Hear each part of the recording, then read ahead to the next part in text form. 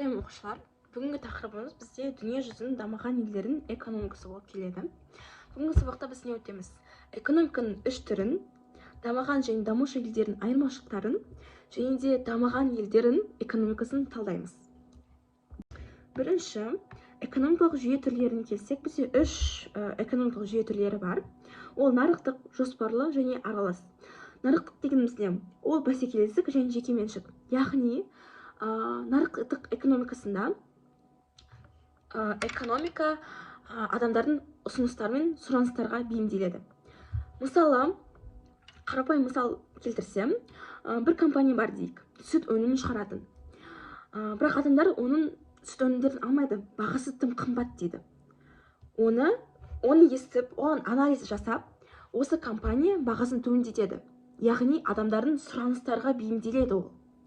Ал жоспарлы экономика дегеніміз не? Жоспарлы экономикада тек қана мемлекет басқарады. Яғни мемлекет өзі бағасын қояды, продуктыларға өз бағасын қояды, қайда сатады, қанша сатады, қай елге экспорттайды, импорттайды, бағалығы ел басқарады. Мысалы, Солтүстік Кореяда солай. Ал аралас экономикада қалай? Мұнда бізде нарық пен мемлекет бірдей рөлде атқарады. Мысалы, мемлекет бізде маңызды салаларда рөл атқарса, ол білім, медицина, жол деген салаларда. Ал басқа салаларда, мысалы, компания, жеке бизнес дегендер адамдар өзі шешеді. Олар өзі меншік ретінде, өзі жеке басы, өзі шешеді. Қайда не істейді, қанша сатады, қандай баға қояды, солай. Мысалы, біздің қазақстанымыз ел осы аралас экономикаға жатады. Келесі слайдқа өтсек, бізде дамушы және дамыған елдердің айырмашылықтары.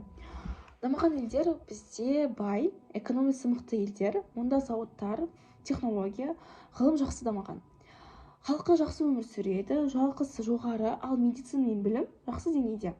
Олар ақш, Жапония, Германия, Франция деген елдер.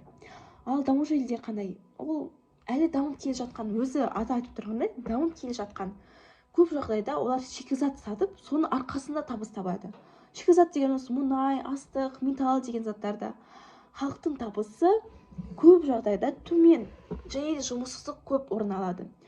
Осындай елдер бізде Қытай, Үндістан, Қазақстан, Бразилия деген елдер.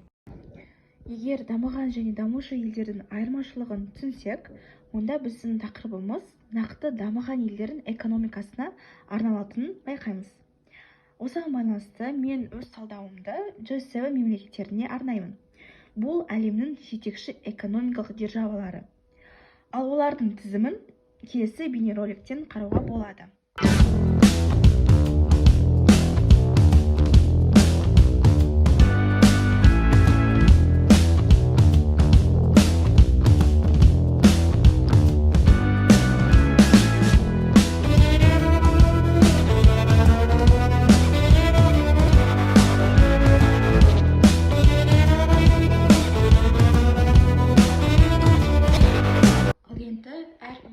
Жеке тоқталып кетсек, бірінші бізде Америка Құрама Штаттары әлемдегі ең ірі және ең қуатты экономика.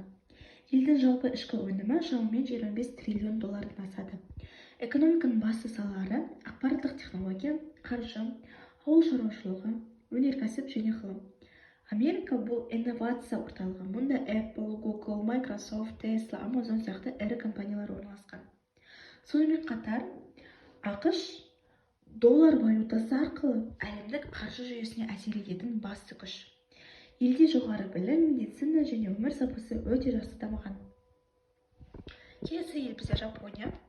Азиядағы ең дамыған индустриялық мемлекет және әлемдегі үшінші ірі экономика. Елдің негізгі бағыты бұл технология, робототехника, электроника және көлік жасау.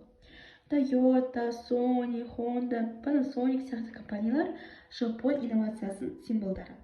Жапон халқы еңбекқор, тәртіпті және ұқыпты. Жалпы елде табиғи ресурстар аз болғанымен, технология мен экспорт есебінен экономикасы мықты дамыған.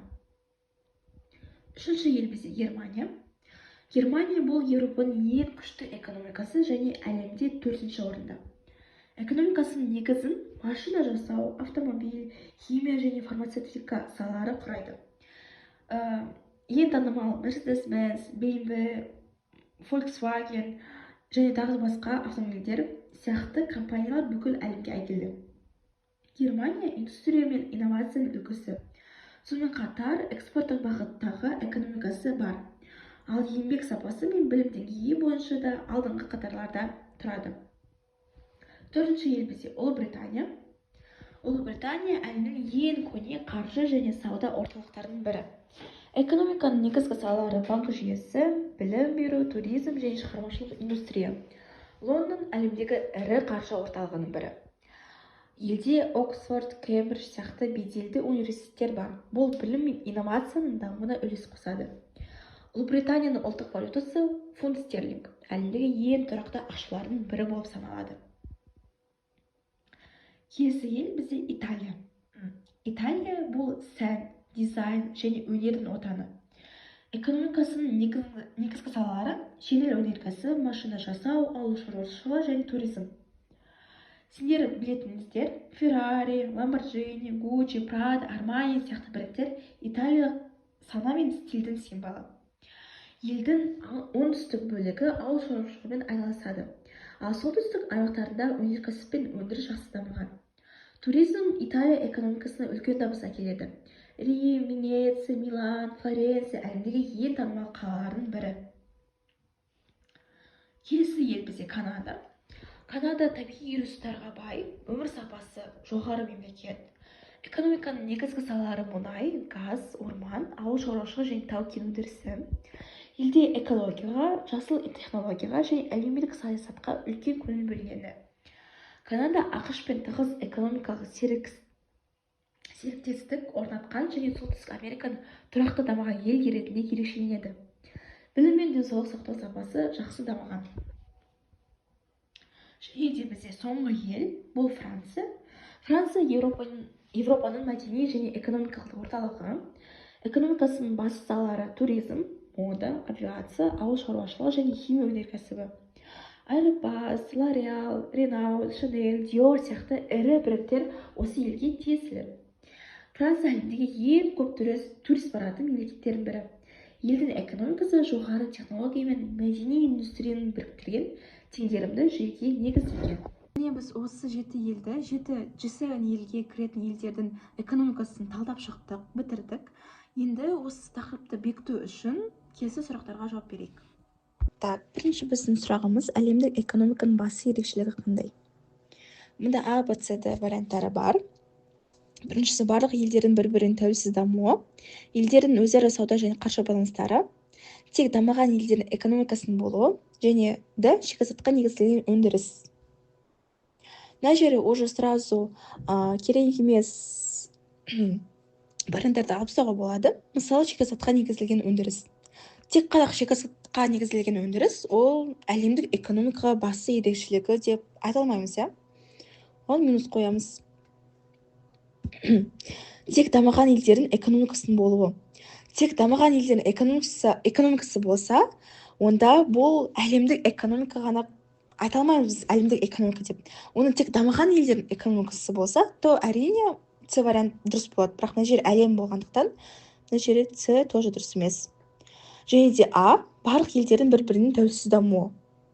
Бізде әлемдік экономика сөз болғандықтан, бізде бәрібір баланс болу керек басқа елдермен. Сондықтан мына жерде А варианты дұрыс емес, ал дұрыс варианты бізде Б варианты болады. Б варианты бізде дұрыс болады. Келесі. Екінші сұрағымыз, дамыған елдер экономикасының негізгі белгісі қандай? А. Төмен жалақы мен ауыл шаруашылығының тәуелділігі, технология мен инновацияның дамуы, табиғи ресурстарға толық тәуелділік, сауда шектеулерінің көп болуы. Мына жерде тоже керек емес варианттарды алып тастауға болады. Мысалы, А вариант төмен жалақы мен ауыл шаруашылығы тәуелділік. Менің презентацияма қарасаңыз, ана жерде төмен жалақы, наоборот, дамушы елдерге қатысты ол. Ал дамыған елдер, оларда жалақы жоғары. Поэтому минус болады біріншісі. Табиғи ресурстарға толық тәуелділік. Ол минус болады. Өйткені дамыған елдер ешқандай ресурстарға тәуелді болмайды. Келесі бізде Д, сауда шектеулерінің көп болуы.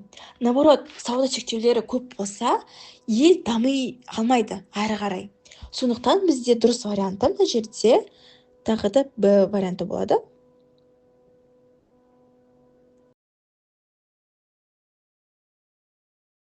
келесі үшінші сұрақ және де соңғы сұрақ: дамушы елдердің экономикасында жиі кездесетін мәселе: а. Өнеркәсіптің жоғары дамуы. Б. Технологиялық тәуелсіздік. С. Кедейшілік пен жұмыссыздық. Және де экспорттық тауарлардың әртараптануы.